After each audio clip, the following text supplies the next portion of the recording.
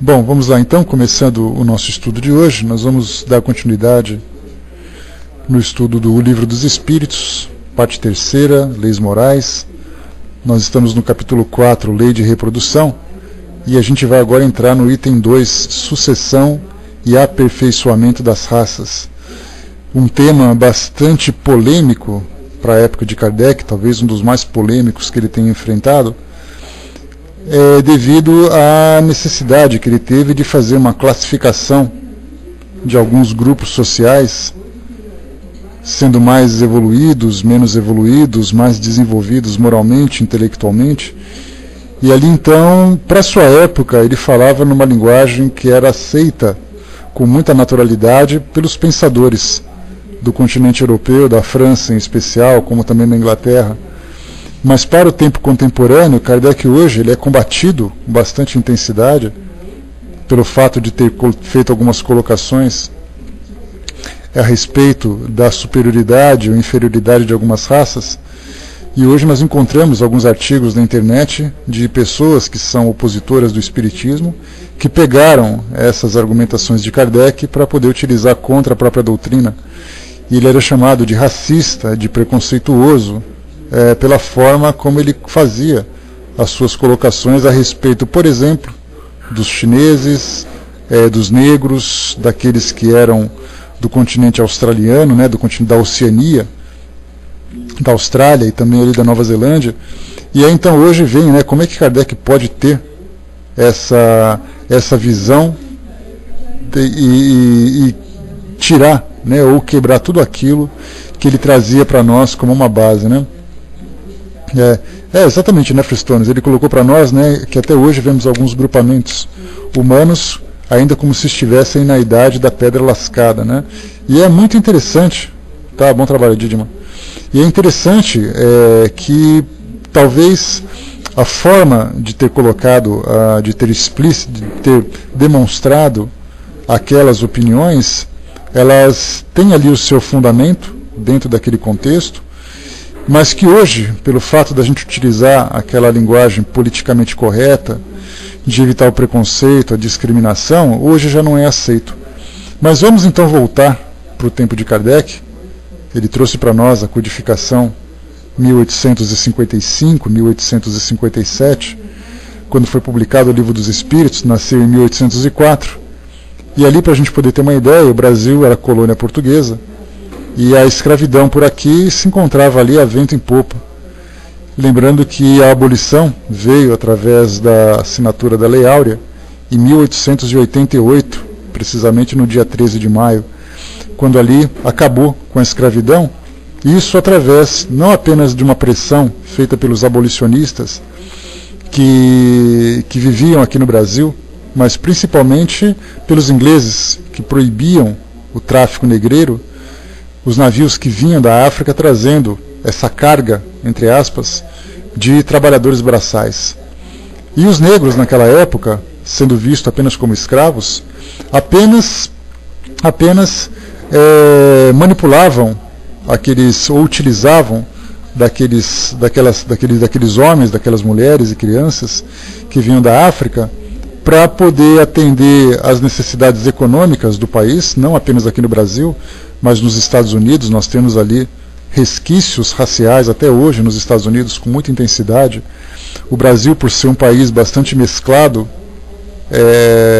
nessa mistura de raças, tem ali uma visão diferente desse lado preconceituoso, mas nos Estados Unidos a gente vê isso de uma forma muito mais radical. Existe ali uma separação bastante significativa. Nós temos, por exemplo, na África do Sul, que há algumas poucas décadas debatia o apartheid, que era a separação dos negros e dos brancos. E aí, então, na época em que houve essa exploração da mão de obra escrava, pelo menos nesse terceiro e último período, a Europa, que era ali, tinha um dos países que eram os grandes colonizadores, utilizavam os escravos, por seus interesses. Daí então a visão dos europeus mostrando que, colocando que os escravos, que os negros eram de uma raça inferior, exatamente porque eles não tinham a mesma cultura que se tinha na Europa. onde nós tínhamos ali os pensadores, Revolução Francesa, Revolução Industrial, que eram etapas significativas da história da humanidade, que trouxe para nós um desenvolvimento muito grande, um impulso no desenvolvimento econômico, intelectual muito grande para o mundo ocidental. Da mesma forma, nós tínhamos também que ali por volta de 1780, 1770, nós tínhamos ali a descoberta da Oceania pelos ingleses, que utilizavam aquele pequeno continente como sendo ali uma colônia de presos para poder aliviar a sobrecarga, né, ou pelo menos a quantidade excessiva de ingleses, né, de pessoas que moravam ali naquele país, e aí se livrando principalmente desse grupo mais, digamos assim, desprezível da sociedade, que eram os criminosos. Chegando então na Austrália, eles encontraram os aborígenes, que hoje, se vocês fizerem uma pesquisa no Google, vocês vão encontrar ali um grupo de indivíduos com características bem específicas daquela sociedade, que hoje se mistura com aqueles que são descendentes dos ingleses, que foram os colonizadores da Austrália, né? Inclusive hoje a Austrália ainda é um país sob jugo, né? Ou pelo menos sob o controle do Reino Unido, embora seja independente, mas pelo menos são súditos da Rainha da Inglaterra.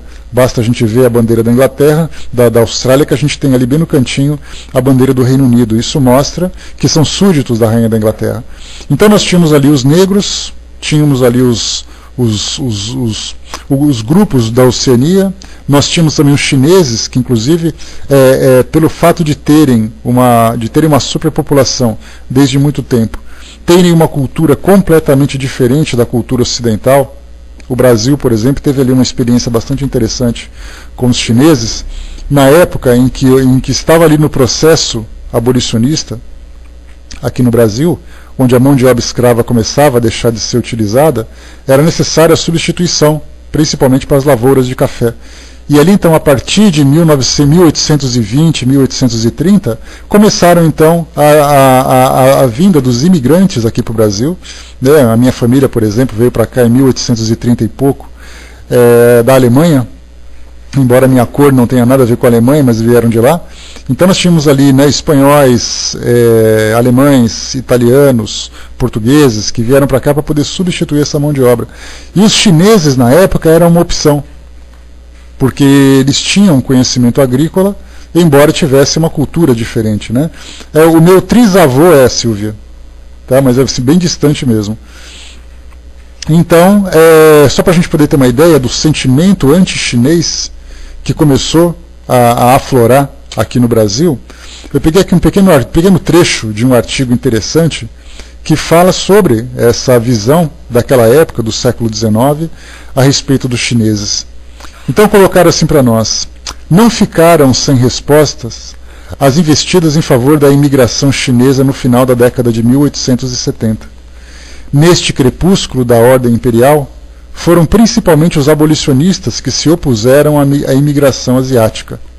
O principal mote era a denúncia de uma nova escravidão, onde os chineses substituiriam os negros.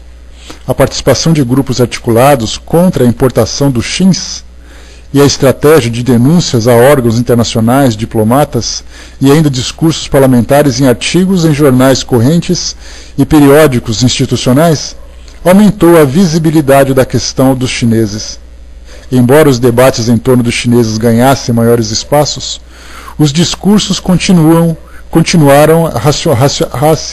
racializados. A Sociedade Central de Imigração, criada em 1883, tinha como principal função promover a imigração europeia. Entre os seus principais membros estavam os abolicionistas, o membro do Partido Conservador, Alfredo de Scavagnori, Taunay, o engenheiro André Rebouças e Karl von Koseritz. Em seu periódico chamado A Imigração, eram veiculadas duras críticas aos chineses, considerados como o pestilento fluido emanado da pobre civilização da China, uma raça atrofiada e corrupta, bastardizada e depravada. A tese da Sociedade da Imigração é que o Brasil necessita da imigração europeia muito mais por matizes culturais e civilizatórios do que apenas como mão de obra, apoiando a todas as diretrizes que facilitassem a vida do imigrante europeu no Brasil, bem como sua naturalização. Não importando de que lado estivessem os interlocutores, a favor ou contra os trabalhadores coolies, a maioria concordava que o asiático pertencia a uma raça ou civilização inferior e em hipótese alguma deveria se amalgamar com os brasileiros.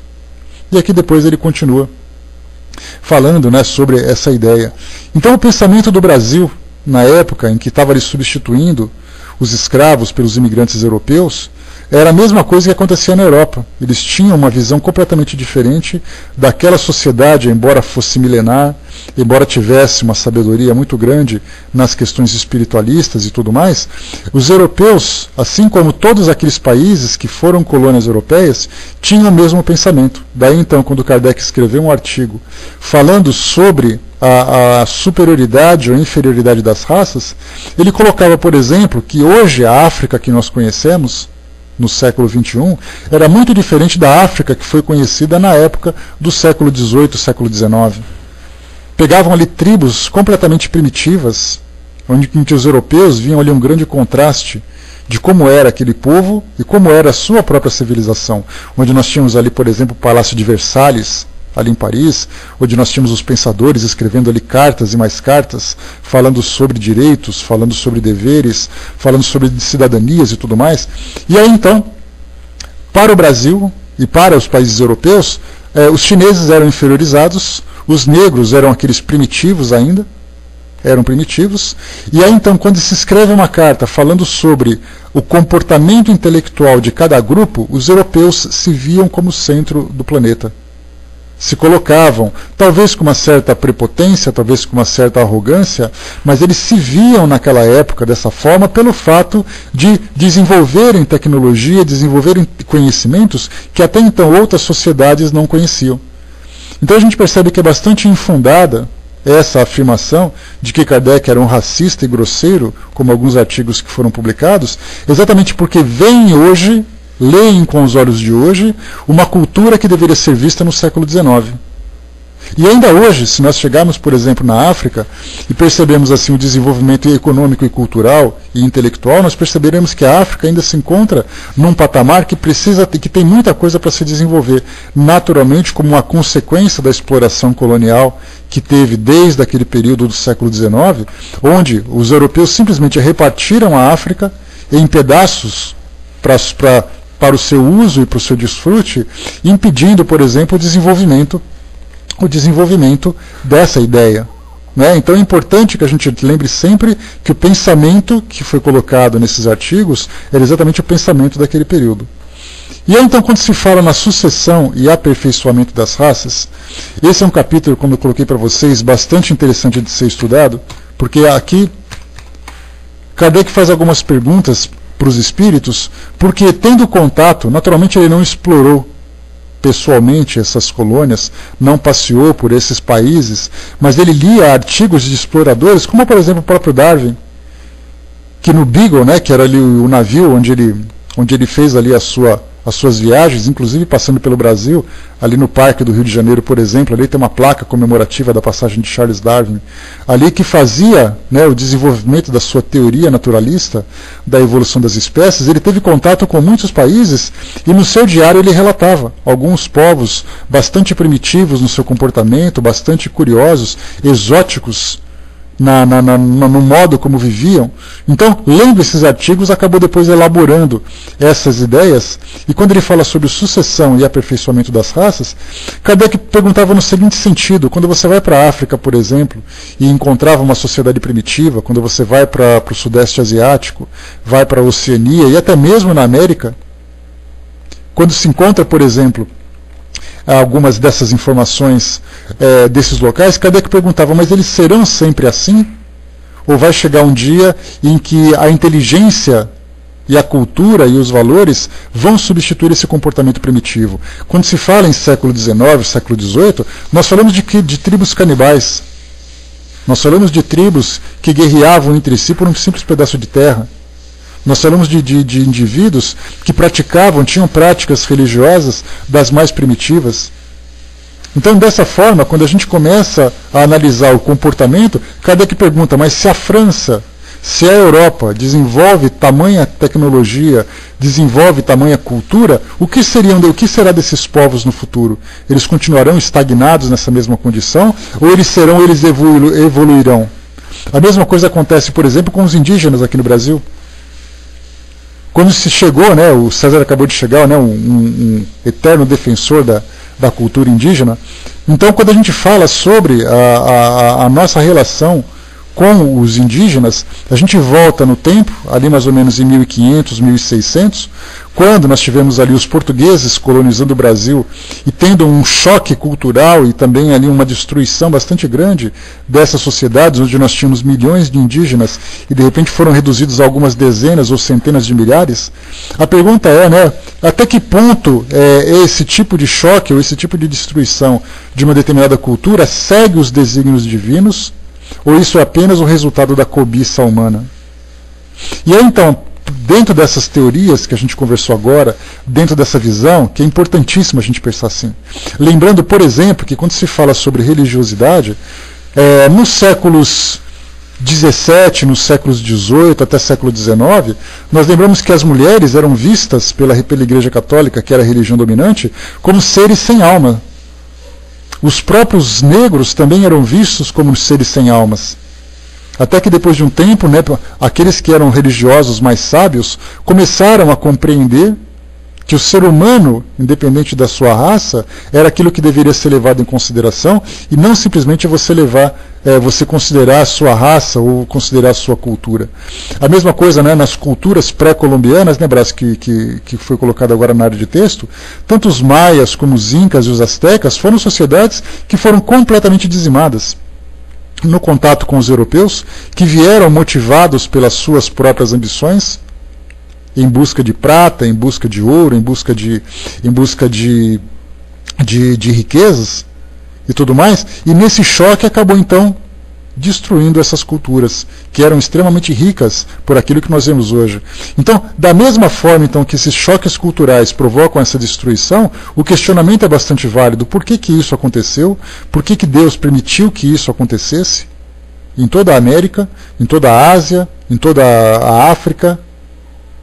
Por que isso aconteceu? De que forma que a gente pode analisar, fazendo uma comparação entre as raças, em termos de comportamento, em termos de cultura, em termos de desenvolvimento tecnológico? Qual é exatamente a motivação? Qual é a força espiritual que faz com que essas raças primitivas, dentro desse padrão que a gente analisa hoje, devam ser substituídas? Qual é essa força que promove essa transformação? A gente lembra aqui que nesse debate da opinião de Kardec na sua época, a gente lembra que num dos artigos que foram publicados na Revista Espírita de junho de 1867, tem um artigo intitulado Emancipação das Mulheres nos Estados Unidos. Então os Estados Unidos começando ali a demonstrar aquele sentimento de libertação das mulheres, né, do seu cárcere doméstico, acreditando que elas deveriam ter aquelas obrigações e apenas aquilo, que as mulheres não tinham necessidade de serem instruídas, nós sabemos que é assim. Os homens iam para as universidades, os homens poderiam demonstrar o seu pensamento para a sociedade e as mulheres ficaram reclusas dentro de casa. Então, a mudança desse pensamento nos Estados Unidos, que era ali a primeira colônia independente que nós tínhamos, promoveram grande influência na Europa e também grande influência nas Américas. E Kardec, então, escreveu um artigo a esse respeito, promovendo um debate. Num dos trechos desse artigo, ele diz o seguinte para nós: os privilégios de raças têm sua origem na abstração que os homens geralmente fazem do princípio espiritual para considerar apenas o ser material exterior. Da força ou da fraqueza constitucional de uns, de uma diferença de cor em outros, do nascimento na opulência ou na miséria, da filiação consanguínea nobre ou plebeia, concluíram por uma superioridade ou inferioridade cultural. Foi sobre esse dado que estabeleceram as leis sociais e os privilégios de raças. Desse ponto de vista circunscrito, são consequentes consigo mesmos, porquanto, não considerando senão a vida material, certas classes parecem pertencer e realmente pertencem a raças diferentes. Mas, se tomar o seu ponto de vista do ser espiritual, do ser essencial e progressivo, numa palavra, do espírito, pré-existente e sobrevivente a tudo, cujo corpo não passa de um invólucro temporário, variando como a roupa de uma forma e de cor, se além disso, do estudo dos seres espirituais, ressalta a prova de que esses seres são de natureza e de origem idênticas, que o seu destino é o mesmo, que todos partem do mesmo ponto e tendem para o mesmo objetivo, que a vida corporal não passa de um incidente, uma das fases da vida do espírito necessária ao seu adiantamento intelectual e moral, que em vista desse avanço o espírito pode sucessivamente revestir invólucros diversos, nascer em posições diferentes, chega-se à consequência capital da igualdade da natureza e, a partir daí, a igualdade dos direitos sociais de todas as criaturas humanas e a abolição dos privilégios de raças. Eis o que ensina o Espiritismo. Vós que negais a existência do espírito para considerar apenas o homem corporal, a perpetuidade do ser integrante para só encarar a vida presente, repudiais o único princípio sobre o qual é fundada com razão a igualdade dos direitos que reclamais para vós mesmos e para os vossos semelhantes. Esse trecho, então, mostra Kardec agora complementando aquela sua ideia, que infelizmente ela é vista apenas de um modo parcial e tendencioso, né? Quando fala que Kardec era racista, que era isso, que era aquilo, não leva essa questão da visão espiritual, e principalmente também considerando o choque cultural daquela época, percebendo que em continentes diferentes, cada sociedade tinha ali níveis evolutivos diferentes. Enquanto a Europa trabalhava ali com as máquinas a vapor, com navios a vapor, trazendo ali grande força de desenvolvimento econômico, cultural, né, a sua estrutura social bastante sólida, e de repente encontrava, por exemplo, na própria eletricidade também se desenvolvendo, as grandes mentes da astronomia, da medicina, da ciência de modo geral, considerando, né, concentrado naquele local. Nós lembramos sempre que quando chega na África encontrava tribos ainda morando em ocas, sociedades ainda constituídas, né, em pequenas aldeias, onde tinham ali pequenas culturas, pequenas criações para poder sustentar ali as suas necessidades. E isso para os europeus, sem dúvida nenhuma, era um grande choque. Daí que eles se achavam no direito, essa é a ideia que a gente coloca, da prepotência daqueles que se consideram superiores, se achavam no direito de subjugar essas raças que eles viam como inferiores. Mas essa inferioridade e essa superioridade era dentro do contexto que eles viviam. Por exemplo, num dos trechos que Kardec coloca, e esse é um ponto em que eles criticam bastante aquilo que ele escreveu, aquilo que ele pensava na sua época, ele dizia o seguinte: como é natural as raças mais inteligentes adiantarem-se às outras, mesmo sem se levar em conta que muitos espíritos recém-nascidos para a vida espiritual, vindo encarnar na Terra, juntamente com os primeiros aí chegados, tornaram ainda mais sensível a diferença em matéria de progresso. Não é possível comparar os selvagens, que mal se distinguem dos macacos, aos chineses, menos ainda aos europeus civilizados. Aos selvagens alcançaram um dia o nível em que se acham os seus irmãos mais velhos, mas sem dúvida não será em corpos da mesma raça física, ainda impróprios a um certo desenvolvimento intelectual e moral. Quando o instrumento já não estiver em correspondência com o progresso que hajam alcançado, eles emigraram daquele meio para encarnar em outro mais elevado, e assim por diante, até que tenham conquistado todas as graduações terrestres, ponto em que deixaram a Terra para passar para mundos mais avançados. Esse trecho aqui se encontra no livro A Gênese, que fala sobre a evolução das raças. E aí então, quando ele toca nesse ponto, falando sobre selvagens, sobre os chineses e tudo mais, era exatamente a visão que se tinha.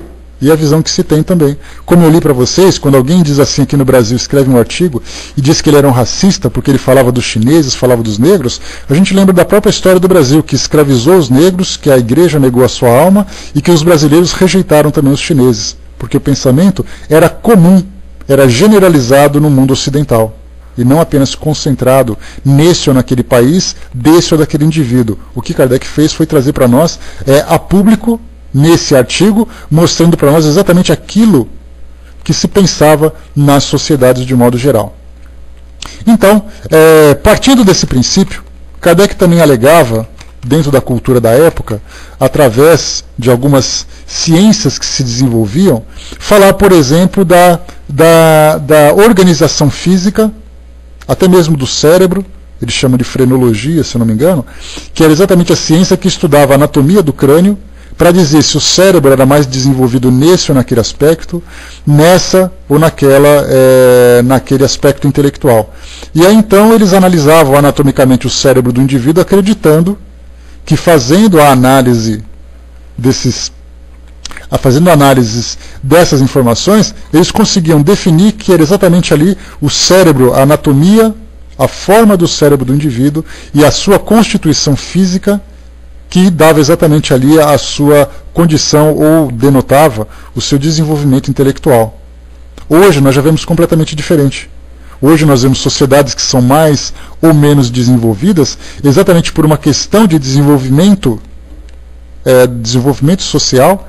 Eu conversava isso com a Ana Isabel ontem, e a gente falava o seguinte, ela diz assim, olha, é um choque muito grande você sair da Europa e vir para um país como o Brasil.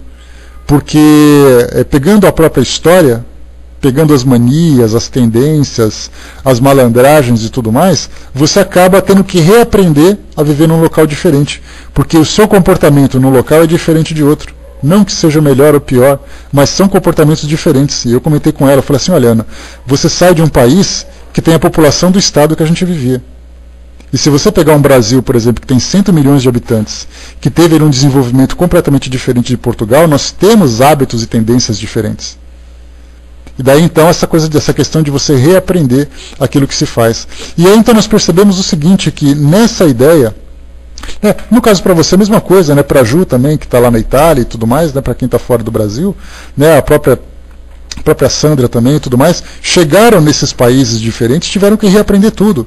Não podiam falar o que pensavam, tinham que aprender aquilo que tinham que falar, o modo de se comportar, aquilo que tinham que agir dessa ou daquela forma. Então, é um choque, sem dúvida nenhuma, cultural, para todos aqueles que experimentam uma vivência num novo país, numa nova cultura, uma adaptação bem diferente. E aí, então, essa questão essa questão física, orgânica, que eu comentava com vocês, se hoje nós pegarmos, por exemplo, a África, a gente diria assim, mas a África, por exemplo, é um continente inferior ao continente americano? Se nós pegarmos dentro dos aspectos analisados pela nossa sociedade, em termos de cultura, tecnologia, em termos de estrutura social, sem dúvida nenhuma, hoje a África passa por um desenvolvimento pelo fato de ter sido subjugada durante muito tempo por aqueles que eram seus exploradores, impedindo o seu desenvolvimento. E quando a gente analisa, mas e os indivíduos que moram lá? Os negros que nasceram na África são inferiores aos negros que nascem no Brasil, por exemplo? A gente já começa a perceber, então, que já não é mais uma preocupação hoje analisar essa questão da anatomia como um ponto de referência.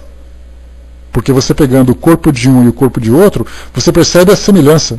Até porque também o próprio Brasil, na sua mistura de raças, teve ali o desenvolvimento significativo de alguns séculos para cá, ao mesmo tempo que a África também teve por um caminho diferente, pelo fato de ter cultura diferente, uma história diferente, objetivos diferentes. Mas hoje todos os países estão ali, mandando seus representantes para reuniões mundiais, lutando pelos seus direitos e tal. Então, anatomicamente, aquilo que se pensava no século XIX já não se justifica hoje.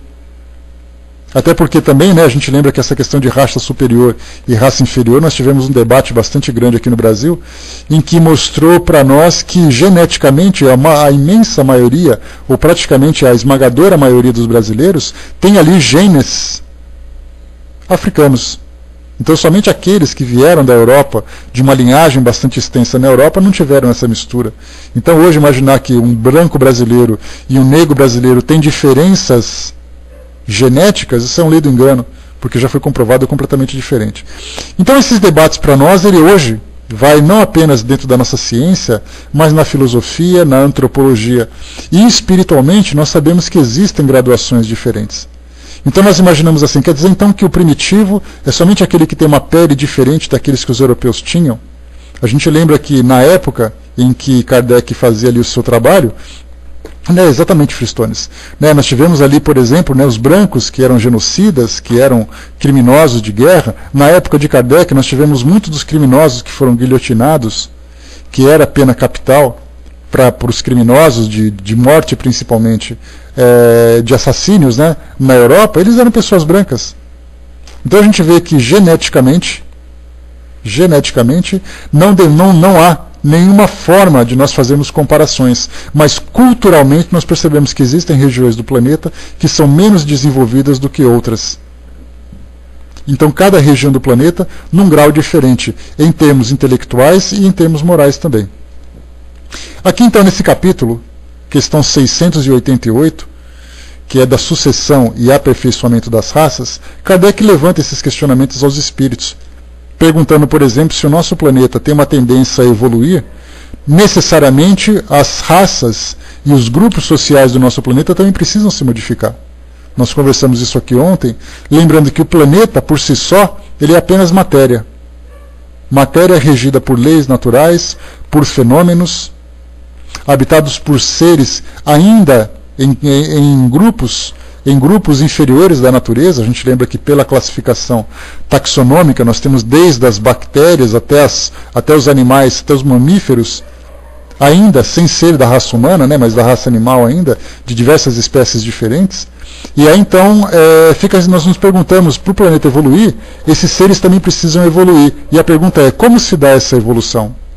Até que ponto essa evolução, ou essa expectativa que nós temos dessa evolução, acaba chocando-se com as leis divinas, a lei do amor, a lei da caridade, a lei do equilíbrio e tudo mais. Então nós temos aqui sucessão e aperfeiçoamento das raças, questão 688. O Hermes perguntou se bactéria evolui. A gente lembra que se fala de princípios espirituais. A partir do momento em que esses seres são vivos, existe um princípio que a gente não consegue ainda analisar, mas se tudo evolui na natureza do átomo ao arcanjo, como diz no Livro dos Espíritos, esses seres, esses princípios espirituais, passam por processos evolutivos que duram, sem dúvida nenhuma, milhões de anos, que um dia vão chegar numa condição, mas que nós ainda desconhecemos. Vai com Deus, Ossirfal. Então, estamos ali, aguardando mais informações do mundo espiritual, mas que nós estamos aqui buscando pelas nossas próprias capacidades também no trabalho paralelo. Então Kardec perguntou, há neste momento raças humanas que diminuem evidentemente. Chegará um momento em que terão desaparecido da Terra? E aqui a gente fala, por exemplo, no caso das raças que diminuem, as tribos indígenas diminuíram significativamente de séculos para cá.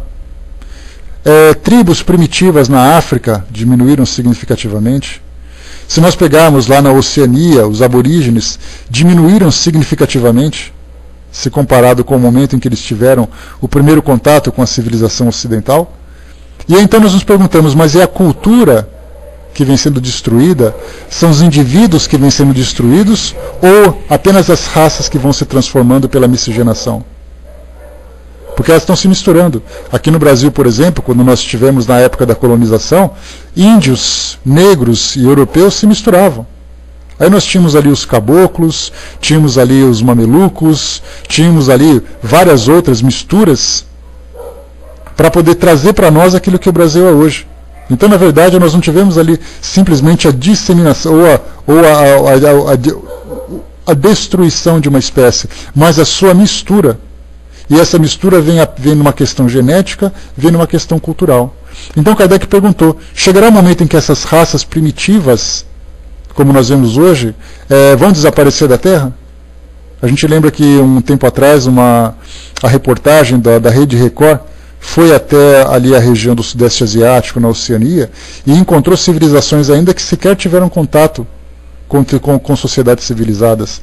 Na Amazônia peruana, se eu não me engano, alguns exploradores passavam de avião em cima de algumas tribos que eram completamente isoladas do mundo dito civilizado, e assim que o avião passou por cima, os índios começaram a atirar flechas com os seus arcos, porque eles ficavam espantados com aquela coisa voando sobre eles.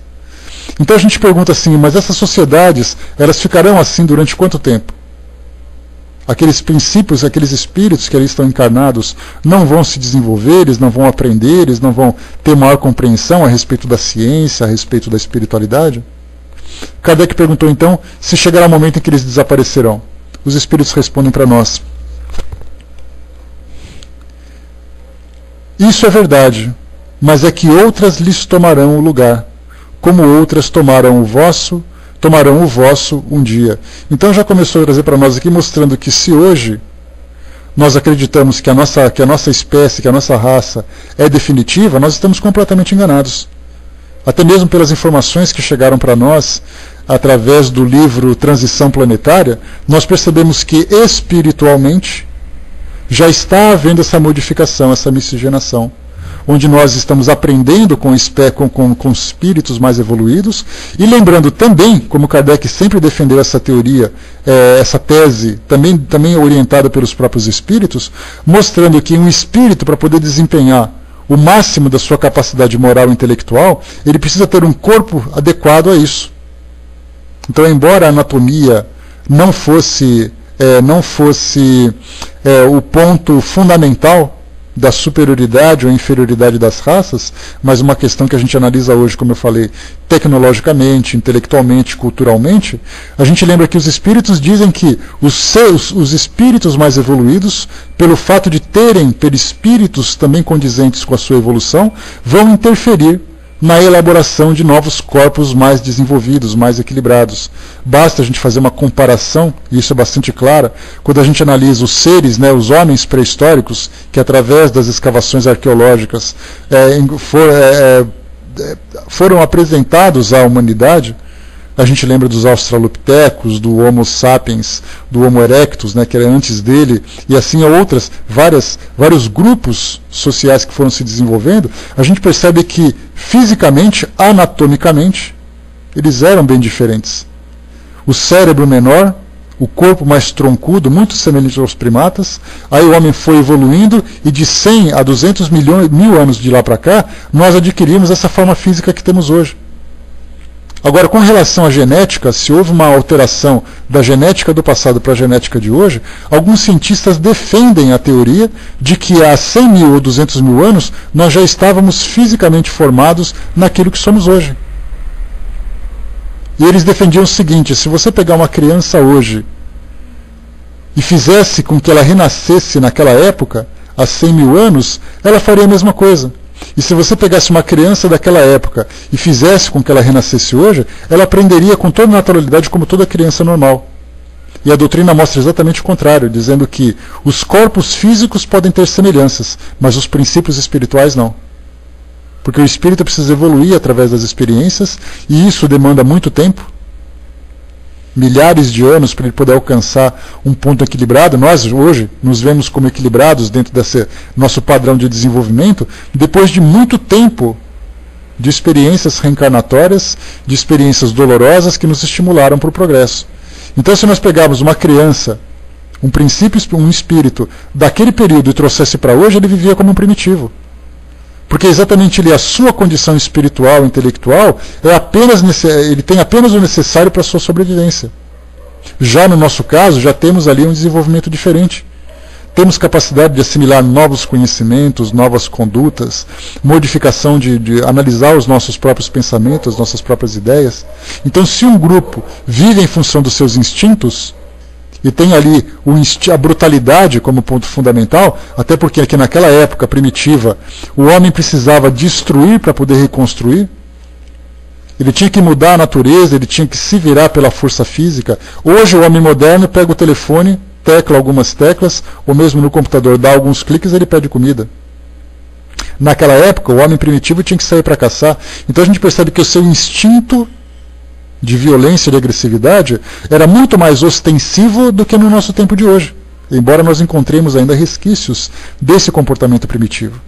Então, pegar uma criança daquela época e trazer para cá, ela vai agir de modo diferente, ela vai viver em função do seu próprio instinto, ela não se desenvolveu ainda moralmente. Só que, para o caso da ciência, trabalhar essa questão é algo bastante problemático, pelo fato de não ter elementos palpáveis para a ciência analisar. A ciência precisa de um microscópio, a ciência precisa de um laboratório, E quando você fala sobre evolução espiritual, isso foge completamente ao seu conhecimento. Kardec mesmo já dizia que com as questões espirituais a ciência não pode se meter. Porque o campo dela é o campo prático, é o campo materialista. E das questões espirituais diz respeito àqueles que estudam as questões espirituais. E os espíritos nos dizem que se somos nós, espíritos em constante evolução, nós tivemos o nosso momento mais primitivo, Deus sabe onde a gente viveu, como a gente viveu. Os espíritos nos dizem que essa informação ficaram perdidas na noite do tempo. Como nós éramos no passado? Será que se nós voltássemos 50 mil anos no tempo, como é que nós éramos? Será que nós já estávamos nessa condição hominal ou estávamos num processo de transição? Como era o nosso passado? E aí, então, analisando a evolução espiritual, o histórico espiritual dos indivíduos, a gente lembra que estamos passando por constantes transformações. E essa transformação hoje traz para nós também uma referência interessante, a miscigenação, com seres mais evoluídos que vão nos ajudar através do seu exemplo, através do seu conhecimento, para fazer com que nós promovemos o nosso mundo através da nossa própria transformação. Daí então que os espíritos colocaram que é verdade que algumas raças primitivas vão desaparecer, mas é que outras lhes tomarão o lugar, como outras futuramente tomarão a nossa própria raça. Então hoje nós não estamos fechados como imaginamos. Alcançamos a forma definitiva, certamente que isso vai se modificar. O César colocou, na evolução intelectual a gente consegue o diploma, na evolução espiritual adquirimos o amor, e os dois são necessários, né, César? Porque a gente lembra que você precisa se desenvolver intelectualmente para poder se desenvolver moralmente. Tem que entender a razão das coisas, entender os porquês da vida para poder se modificar. Do contrário, a gente simplesmente vai evoluir por instinto, e a gente sabe que não funciona assim.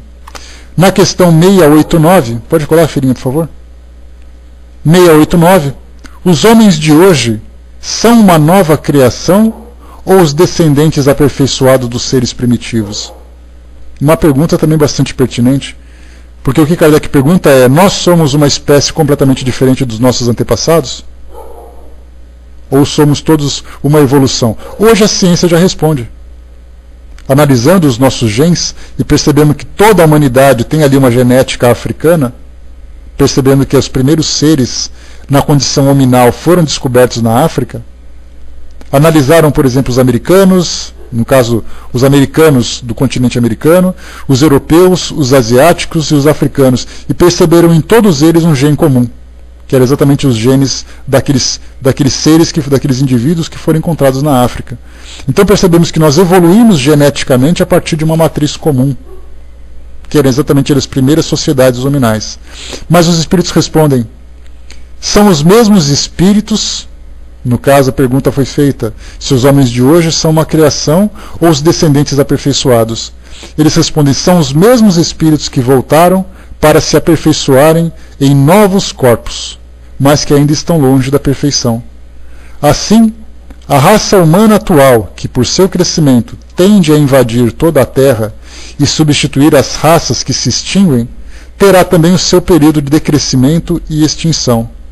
Outras raças mais perfeitas a substituirão, descendendo da raça atual, como os homens civilizados de hoje descendem de seres brutos e selvagens dos tempos primitivos. Então, lembrando sempre que é uma questão de evolução. Nós evoluímos como seres primitivos que éramos, e hoje, geneticamente, fisicamente, nós também evoluímos dos seres primitivos do passado. Hoje a ciência fala por si mesma. Questão 690. Pode colar, filhinha, por favor. Bom dia, pessoal que chegou. Do ponto de vista puramente físico, os corpos da raça atual são uma criação especial ou procedem dos corpos primitivos por via de reprodução? E aí então a gente lembra que quando se fala em nossos corpos atuais, nós temos ali grandes mudanças do período passado para cá, em termos de mudança de estatura, até mesmo em termos de mudanças estruturais do nosso corpo físico.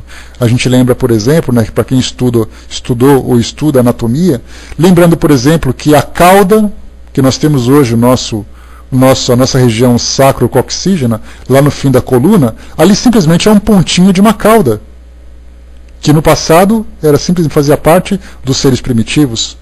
A gente lembra que quando pega aqui o nosso tórax, por exemplo, O externo, que é esse osso que tem no meio do peito, a ponta dele embaixo, que é chamado processo chifoide, esse, no caso dos macacos, por exemplo, dos primatas, ele é mais comprido porque os primatas têm mais costelas.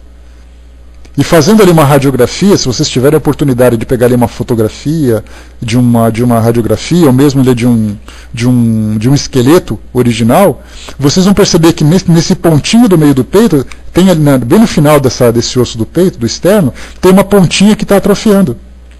E as nossas costelas, por exemplo, aquelas últimas costelas, que hoje a anatomia chama de costelas flutuantes, elas são feitas de cartilagem. Porque é uma tendência natural elas se modificarem. Daí, quando nós assistimos hoje os filmes de ficção científica, quando eles analisam os seres que vêm de outro planeta, que são mais evoluídos, os corpos físicos são completamente diferentes dos nossos. E não é por acaso, não é porque eles viram necessariamente um ser primitivo, mas é porque eles fizeram uma evolução daquilo que a nossa anatomia promove hoje.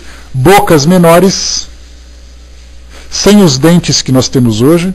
Lembrando que a própria transformação também da anatomia mostra que o dente do siso, esses 4 monstros que ficam no canto da nossa boca, os terceiros molares, tendem a desaparecer com o tempo. Porque a nossa alimentação hoje já é muito diferente da alimentação de alguns milhares de anos, onde nós tínhamos que mastigar raízes, onde nós tínhamos que mastigar ali alimentos crus. E aí então o dente do siso está desaparecendo porque ele está perdendo a sua função. Hoje a odontologia começa a analisar a quantidade de indivíduos que têm uma boca menor do que no passado. Aí tem que fazer extrações dentárias, a utilização de aparelhos ortodônticos para poder fazer uma correção. Porque a arcada dentária está diminuindo, mas a quantidade de dentes continua a mesma. Daí então os dentes tudo acavalados, as crianças utilizando aparelhos e tudo mais. Então nós temos a nossa boca se transformando, a nossa coluna se transformando, o nosso tórax se transformando. Tudo isso por quê? Porque é uma tendência natural o nosso corpo se transformar de acordo com as nossas necessidades. Então o nosso corpo não foi criado um corpo novo a partir de um determinado período para poder abrigar novos espíritos. Mas essa transformação vem acontecendo gradualmente. O apêndice também, aquela pontinha infeliz que sempre inflama, infecciona lá no final do nosso intestino grosso, tende também a desaparecer segundo a visão da medicina. Porque ele perdeu a sua função. E várias partes do nosso corpo vem acontecendo isso. Então é uma tendência natural. Fisicamente nós perdemos esse porte monstruoso que nós temos, e intelectualmente tem um desenvolvimento maior. Porque se fisicamente nós tínhamos que quebrar tudo na natureza e fazer força física, hoje nós apertamos botões. E é uma tendência natural, e é então a ideia de Darwin, quando ele falava sobre a evolução das espécies, nós estamos passando por um processo evolutivo na nossa anatomia pelo fato dos nossos hábitos modificarem também. Então, do ponto de vista puramente físico, os corpos da raça atual são uma criação especial ou procedem dos corpos primitivos por via de reprodução? Respondem os espíritos. A origem das raças se perde na noite dos tempos. Mas como todos pertencem à grande família humana, qualquer que seja o tronco primitivo de cada uma, puderam mesclar-se e produzir novos tipos. Então foi através dessa miscigenação de espécies e a própria evolução natural que fez com que os nossos corpos físicos tivessem a constituição que tem hoje. Uma tendência natural. E é interessante quando a gente percebe que a características dos negros africanos, a característica dos aborígenes, a características dos indígenas, tudo isso tende a desaparecer, não porque eles vão naturalmente sendo exterminados, mas pela própria miscigenação.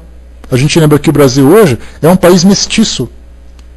Então hoje aquela característica puramente indígena, puramente física, está cada vez menor. Porque hoje você tem um homem que é negro, uma mulher que é da raça negra, casando com um homem, uma mulher da raça branca, um indígena casando com um homem da raça branca também, misturando. Vai chegar uma hora que nós não teremos mais raças puras primitivas, mas assim, pela própria seleção natural, que era exatamente a ideia de Charles Darwin, fazendo com que no futuro nós tenhamos no nosso mundo uma, digamos assim, não vou dizer união, mas é uma visão genérica de uma mesma espécie espalhada pelo planeta todo. Não teremos mais essa separação racial como nós tínhamos anteriormente. Até porque a mesma distância, porque antes esses grupos ficavam isolados pela distância que tinham entre si. Então você falava, por exemplo, da Oceania. Para você chegar na Oceania era um trabalho enorme. Hoje você pega qualquer avião para a Austrália e vai passar férias. Na África, por exemplo, as caravelas que chegavam até lá, depois começaram as grandes caravanas que iam por terra também. Hoje você pega avião, você pega navio, do outro lado do oceano é um pulinho. Para poder chegar nas tribos indígenas que tinham que explorar as selvas, né? Basta a gente ver a história dos naturalistas brasileiros que exploravam o interior do Brasil em busca de riquezas, em busca de novas culturas. Se naquela época eles tinham que abrir as picadas com facões e tudo mais, hoje você pega um avião e você desembarca ali do lado. Então é uma tendência natural de uma índia se casar com um branco, se casar com um negro, de um índio se casar também com uma pessoa assim pelo fato da convivência e tudo mais, e vai chegar um momento em que essas raças puras vão deixar de existir. Quanto tempo isso vai demorar? Talvez alguns séculos, ou provavelmente alguns séculos, em que nós vamos atingir um ponto em que o nosso planeta vai ter uma raça unificada no planeta todo, mas exibindo aquilo que tem de melhor, em termos de estrutura, pelo estilo de vida que a gente tem hoje, e também até mesmo para abrigar esses espíritos que estão chegando. Daí então que, com o passar do tempo, essa mistura vai acontecer. Pessoas de todas as espécies misturando-se entre si, a genética se misturando e a seleção natural de Darwin, como a gente comentou, é exatamente aquilo que vai mostrar para nós. A própria natureza vai selecionar qual é o melhor corpo que melhor se adapta aqui à nossa sociedade, em cada região do mundo. Quando a gente fala sobre os seres que são mais fortes, é algo que eu já reforcei com vocês e que eu reforço sempre nas minhas aulas com os meus alunos, a gente pergunta o seguinte: quem é mais forte, o elefante ou o pinguim? De imediato todo mundo fala, o elefante, porque ele é maior. Pega o elefante e coloca no Polo Sul, para ver quanto tempo ele demora para morrer. O pinguim está vivo. Então, na verdade, segundo essa seleção natural do Darwin, a espécie mais forte é aquela que melhor se adapta. Então, os nossos corpos físicos vão se adaptar a determinadas regiões do planeta. Pega um pinguim, por exemplo, e coloca num deserto. Aí então o camelo ganha dele. E assim a gente vai mostrando, né, cada um na sua própria região, e assim o homem vai se adaptando nas diversas regiões do planeta, só que o detalhe é que com o passar do tempo, a tecnologia vai fazer com que o homem viva de modo mais confortável. Não precisando, por exemplo, sofrer a hostilidade de um deserto, nem a hostilidade de uma região glacial. Ele vai se adaptando, uma casa mais confortável, roupas mais confortáveis, alimentos mais fáceis. E aí, então, o seu corpo, com o passar do tempo, vai se adaptando a esse conforto. E isso mostra para nós o que vai ser a evolução de acordo com esse processo que nós estamos vivenciando. Vamos lá.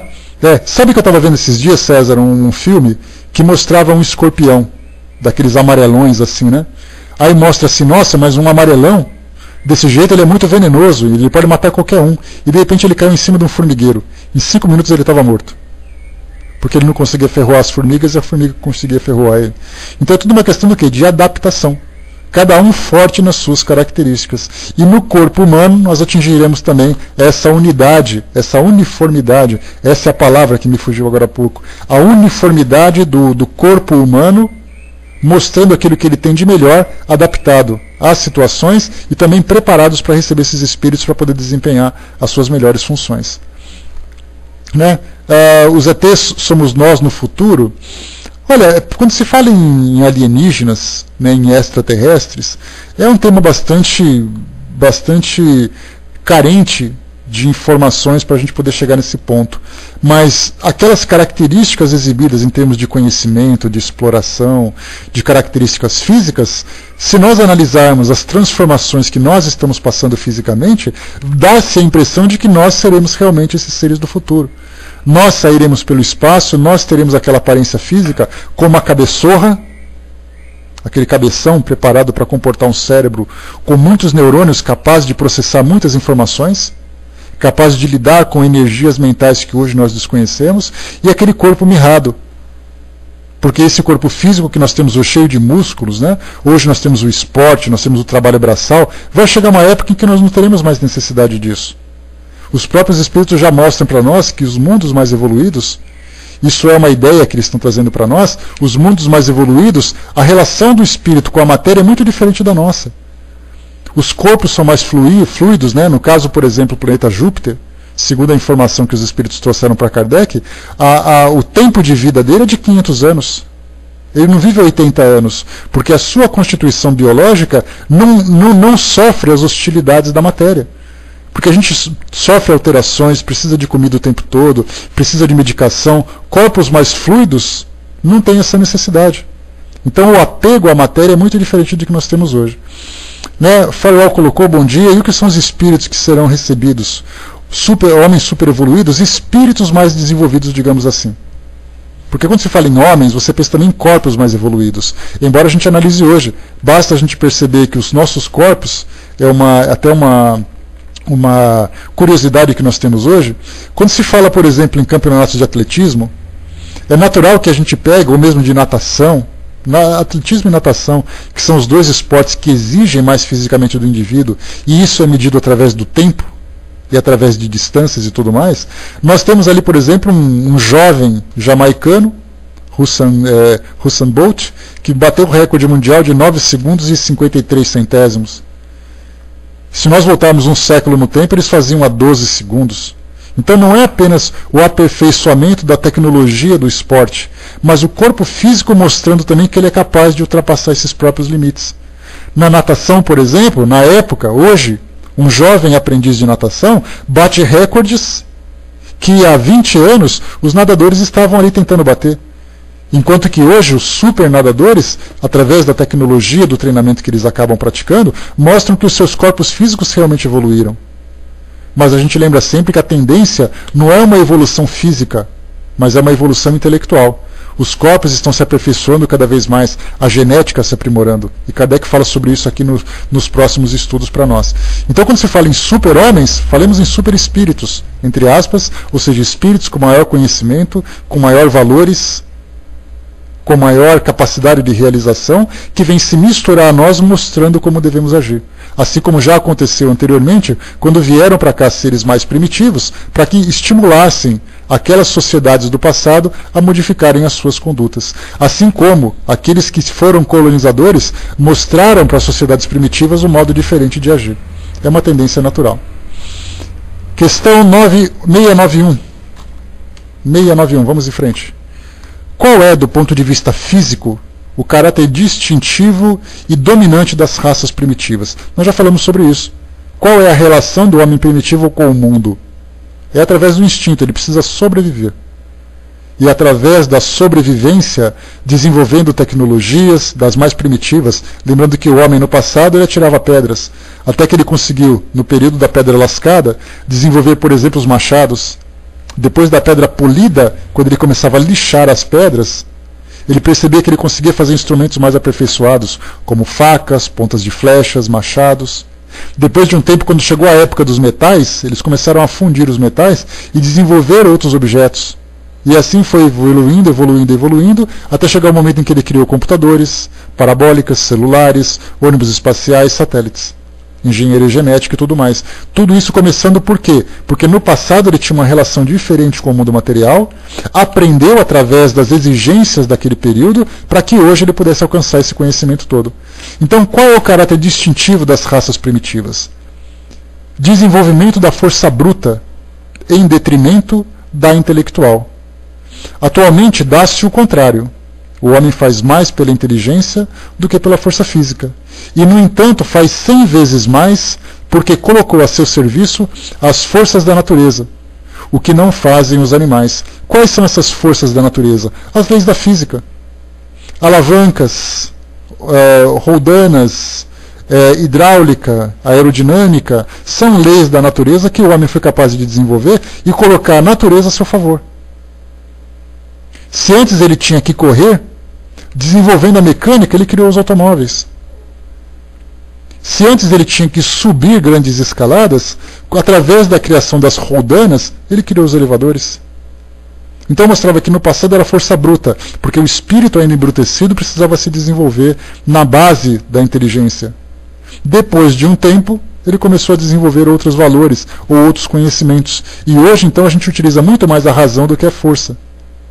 Pelo menos nos países mais desenvolvidos. Essa desigualdade no planeta hoje, enquanto alguns plantam ainda cavando buraquinhos com a mão e jogando semente, em outros grupos utilizam colheitadeiras de altíssima tecnologia, com rastreamento por satélite, com a utilização de medidores de produtos químicos, etc. e tal.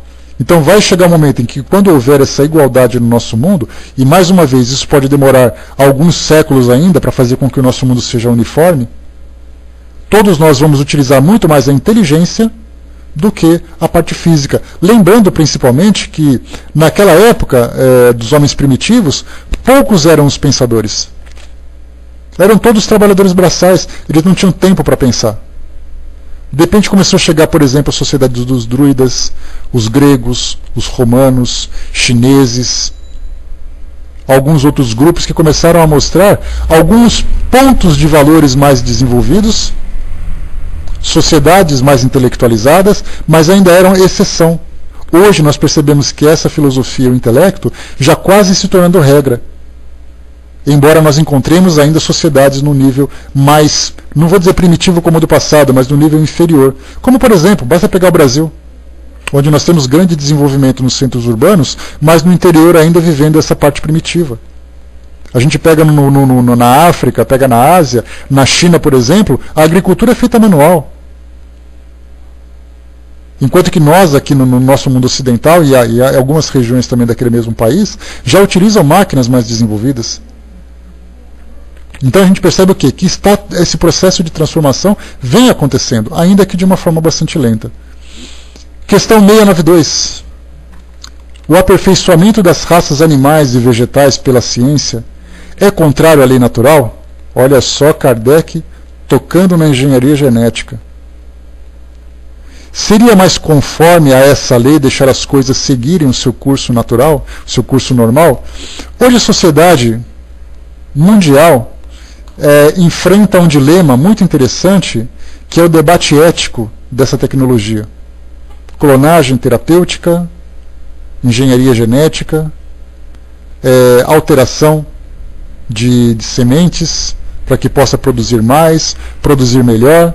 O homem viola a lei natural, utilizando do seu conhecimento para poder melhorar o desenvolvimento desses seres, tanto os seres vegetais como os seres animais. Se você pega, por exemplo, uma vaca que tem o seu leite com alto teor de cálcio, porque foi alterada geneticamente, isso seria assim uma violação às leis naturais? Se você pega, por exemplo, a soja, que se desenvolve sem o ataque de pragas, porque ela desenvolveu, pela engenharia genética, um defensor natural, o milho, que cresce muito mais do que anteriormente, a criação de gado, que hoje faz inseminação artificial, escolhendo os melhores espermatozoides, os melhores óvulos, os melhores matrizes, isso seria uma violação? Respondem os espíritos. Tudo se deve chegar para a perfeição. O próprio homem é um instrumento de que Deus se serve para atingir os seus fins. Sendo a perfeição o alvo para que tende a natureza, favorecer a sua conquista é corresponder àqueles fins. Então os espíritos dizem para nós que é absolutamente legítima a utilização do nosso conhecimento. Mas a questão ética do debate para saber, por exemplo, a utilização de embriões congelados, a gente não vai entrar no mérito da questão porque é o nosso tema hoje. Mas hoje a gente vê vários segmentos da sociedade, por exemplo, segmento religioso, segmento científico, segmento social, debatendo, por exemplo, escuta, é legítimo fazer isso ou não é legítimo? É legítimo você utilizar? Tivemos ali uma notícia recentemente, até lembrei de você, Hermes, o nosso farmacêutico de plantão, que saiu uma notícia de que duas empresas farmacêuticas da Europa e dos Estados Unidos, elas utilizaram alguns pequenos grupos da África para poder experimentar os remédios que eles desenvolviam para determinadas doenças. E aí então a sociedade entrou em debate e disse o seguinte, mas espera aí, eles estão utilizando cobaias humanas para testar suas medicações, e aí então as farmacêuticas justificavam, dizendo assim, não, isso foi testado em mais de 1000 indivíduos e a gente estava aproveitando a necessidade daquele povo para poder aplicar o nosso remédio. Que era, no caso, por exemplo, medicação para malária, né, que são doenças regionais para esses grupos. Né? Mas o debate ficava, eles estão sendo experimentados. Como é que isso funciona exatamente? Se é legítimo ou não, a gente não sabe. Porque, afinal de contas, nós não estamos no meio e não temos informações para poder julgar e nem competência para isso também.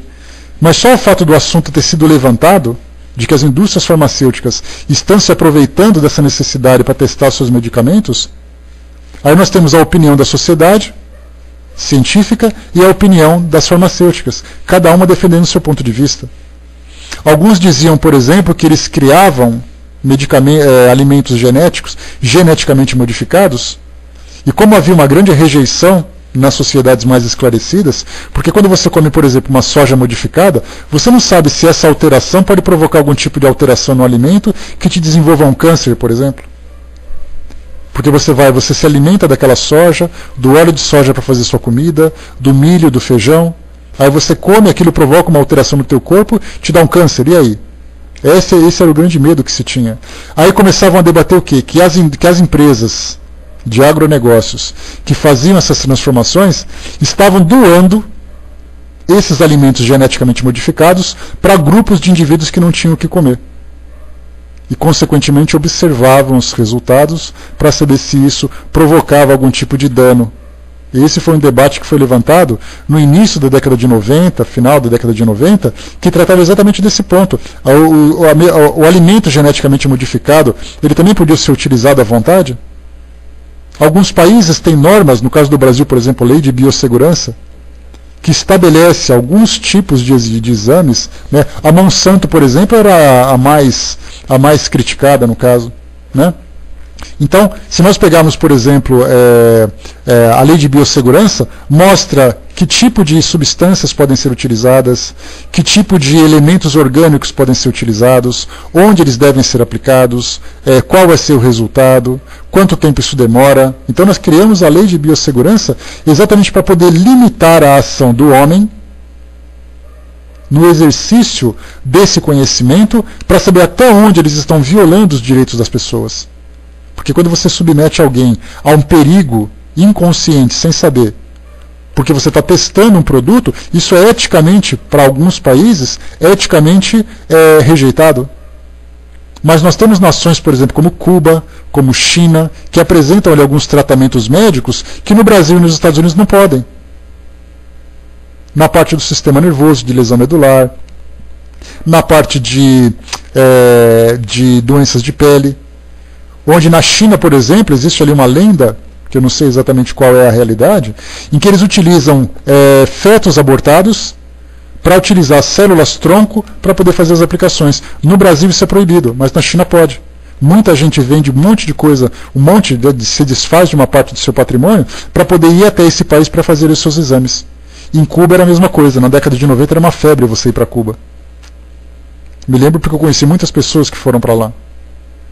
Porque lá podia fazer, porque ela não tinha uma lei de biossegurança ou uma lei ética que tinha nos outros países. Então nós estamos hoje entrando numa fase em que a tecnologia começa a interferir de um modo muito mais direto na vida do homem, precisando de regras, de normas, para evitar que essa interferência acabe sendo muito mais prejudicial do que benéfica. Quando se fala, por exemplo, da utilização da energia atômica, é um outro ponto que nós estamos ainda em debate. Saber se é válido ou não pelos riscos que ela promove. O desenvolvimento da tecnologia nuclear.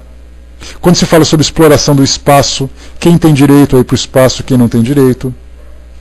Então são vários temas que são oferecidos para nós, que para nós até então era um enigma. Porque a gente não precisava conversar sobre isso.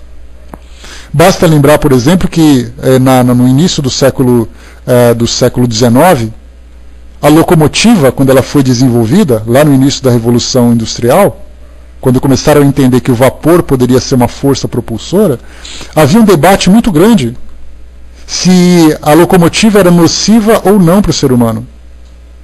Como eu comentei com vocês numa outra oportunidade, no documentário Eram os Deuses Astronautas, Eles debatiam, naquele início, que o homem não podia se submeter a uma velocidade maior do que 30 km por hora.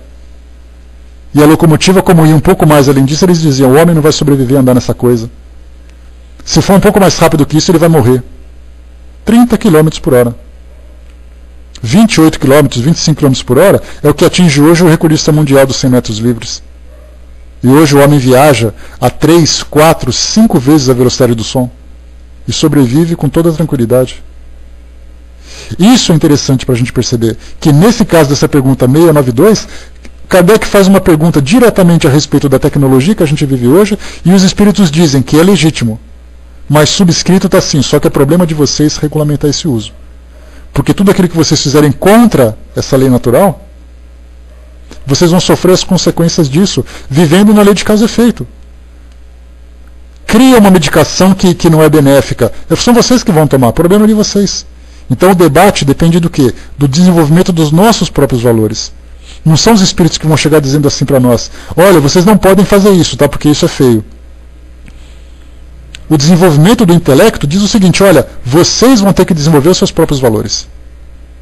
Cabe a vocês regulamentar esse uso. Quando se fala, por exemplo, do aborto, que durante um tempo foi debatido como sendo legítimo e não legítimo, a sociedade chegou num consenso dizendo, olha, isso não pode ser feito. Nós alcançamos essa conquista.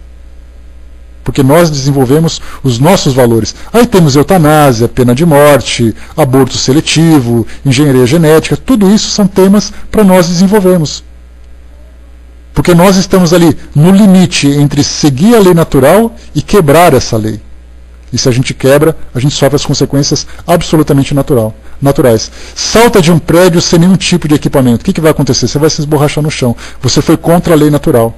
Utiliza a engenharia genética de um modo equivocado. A ovelha Dolly, por exemplo. A primeira ovelha clonada. Eles queriam clonar seres humanos. Perceberam que, no caso dela, por exemplo, violaram uma lei natural. Porque clonaram um ser sem conhecimento para isso, e depois de um tempo ela estava com envelhecimento precoce das articulações e acabou morrendo.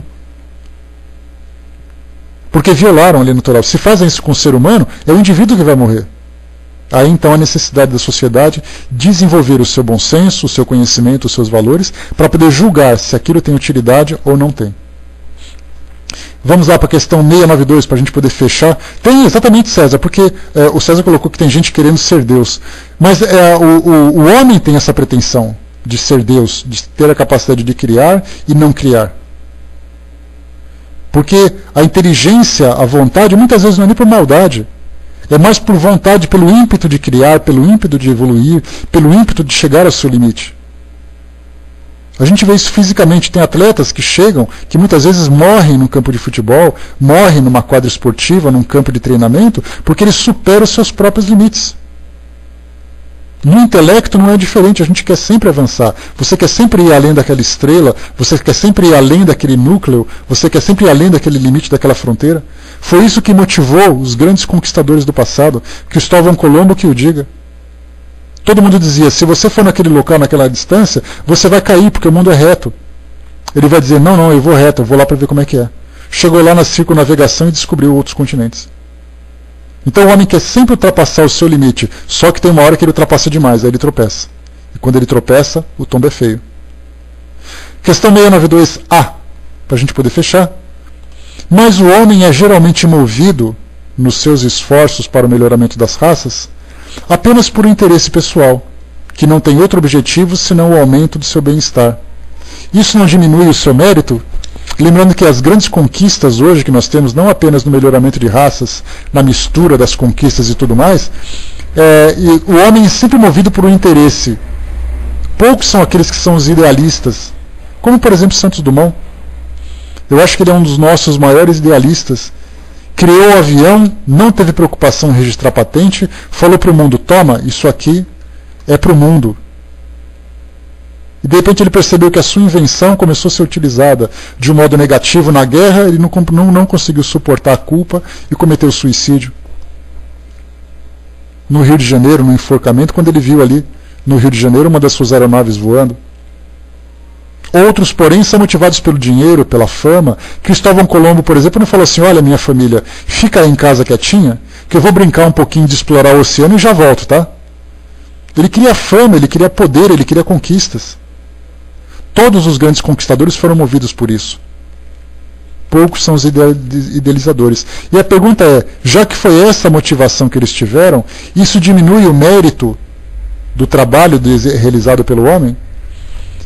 Os espíritos respondem, que importa que o seu mérito seja nulo, contanto que se faça o progresso? Compete a ele tornar meritório o seu trabalho, através da intenção. Ademais, por meio desse trabalho, ele exercita e desenvolve a sua inteligência, e é sob esse aspecto que tira maior proveito. Então, na verdade, a gente percebe assim que o homem ainda é motivado pelas suas necessidades. Mas vai chegar um momento em que ele vai se conscientizar de que os seus esforços podem ser aplicados para a evolução da humanidade mesmo. E esses aí são os idealistas que a gente falou. Nós somos como crianças. Fala para uma criança assim, escuta, vai estudar. E vai tirar uma nota boa, pronto. Agora fala para ele o seguinte, se você tirar uma nota boa, eu te dou uma moto. Ou então te manda para uma viagem para o exterior que você tanto quer. Ele vai se dedicar tanto naquele estudo que ele não vai resistir. Então nós ainda somos seres motivados por interesses e por necessidades. Essas raças novas que chegam para nós, isso é negociar. Nós sempre fomos assim. Deus sempre teve que negociar com seus filhos, com as suas crianças. Mas quando ele atingir a maturidade, ele vai estudar por conhecimento, por necessidade, por interesse próprio. Porque ele vai perceber que os seus esforços são merecedores pela intenção que ele impõe naquele objetivo. Eu conversei com a minha sobrinha recentemente, que na época de escola, ela está no último ano do ensino médio, e eu dizia para ela assim, que na escola, todo mundo é forçado a acordar todo dia de manhã, todo mundo é forçado a estudar para tirar uma nota boa, etc. e tal. Quando você entra para a faculdade, você faz isso de livre e espontânea vontade. Aí eu falei, nada como a maturidade, porque você escolhe o curso que você quer fazer, você que toma a iniciativa de ir, porque ninguém obriga você a ir para a faculdade. Não tem nenhum pai que fala assim, olha, vai para a faculdade, senão você vai apanhar. É o filho que fala assim, olha, eu quero prestar esse vestibular, eu quero fazer aquele curso, eu desejo muito fazer isso, eu quero ser esse profissional. Ele começa a ser motivado pelo seu próprio idealismo. Já não é mais forçado. Pois é, vai para a faculdade, senão eu não pago mais. O filho fala, que bom. Fui. Só que não é diferente. Essa geração são diferentes. Essa geração agora é uma geração diferente. Eles buscam isso por vontade própria. Nós estamos assim também. Os espíritos que estão reencarnando entre nós estão trazendo para nós essa nova motivação, que é a motivação do desenvolvimento, a motivação do amor. Eu faço isso porque eu amo a humanidade. Eu venho oferecer a minha contribuição. Não estou preocupado com o que vão falar de mim, quanto que eu vou ganhar. Não é claro que ele precisa se manter, mas a sua motivação é assim, eu vim ajudar vocês. Eu vim trazer essa contribuição. Então, meus amigos, fechando por aqui, né, eu não sei se acabei confundindo muito, algumas informações eu posso ter me confundido, porque é muita coisa que vem na cabeça ao mesmo tempo, e a gente não tem aquela memória de elefante, né, de ficar lembrando dos detalhes. Mas, no geral, eu acho que deu para a gente poder ter uma ideia do que é essa evolução, do que é esse processo, do que é exatamente esse período, essa fase em que nós estamos vivendo hoje, que é a fase de transição, de transformação do nosso tipo de vida hoje para um tipo de vida diferente, para uma forma